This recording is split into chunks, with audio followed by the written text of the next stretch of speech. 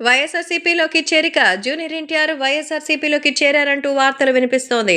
ఇంతకంటే దారుణం ఇంకోటుండదు. సొంత చెల్లె వైసీపీకి సంబంధించి జగన్మోహన్ రెడ్డి చెల్లెలు కాంగ్రెస్ పార్టీలోకి చేరితే, మరి తెలుగుదేశం పార్టీకి కాబోయే వారసుడు జూనియర్ ఎన్టీఆర్ వైసీపీలో చేరాడు అంటూ వార్తలు వినిపిస్తోంది.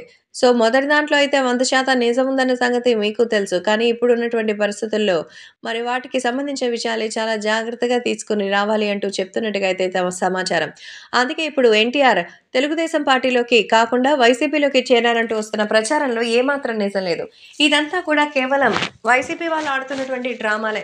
ఎందుకంటే వైసీపీలోనూ కొంతమందిని టీడీపీలో చేరారంటూ సో తెలుగుదేశం పార్టీ వాళ్ళు ప్రచారం చేసుకున్నట్టే ఇప్పుడు వైసీపీ బి టీమ్ కూడా రెడీ అయింది.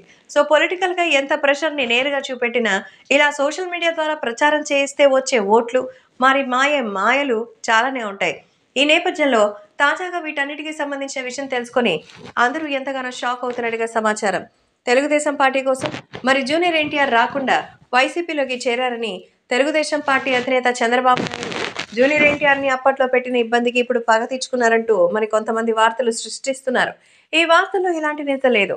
ఎన్టీఆర్ నాకు ఊపిరినంత వరకు తెలుగుదేశం పార్టీకి విధేయుడినని చెప్పారు. అది రాజకీయంగా యాక్టివ్‌గా లేకపోయినా ఆ పార్టీకి కట్టుబడి ఉంటారని జూనియర్ ఎన్టీఆర్‌కి సంబంధించిన వర్గాలు కూడా గట్టిగా చెప్తోంది. కాబట్టి ఇదంతా కూడా దుష్ప్రచారమే, నిజం లేదనేదే సారాంశం.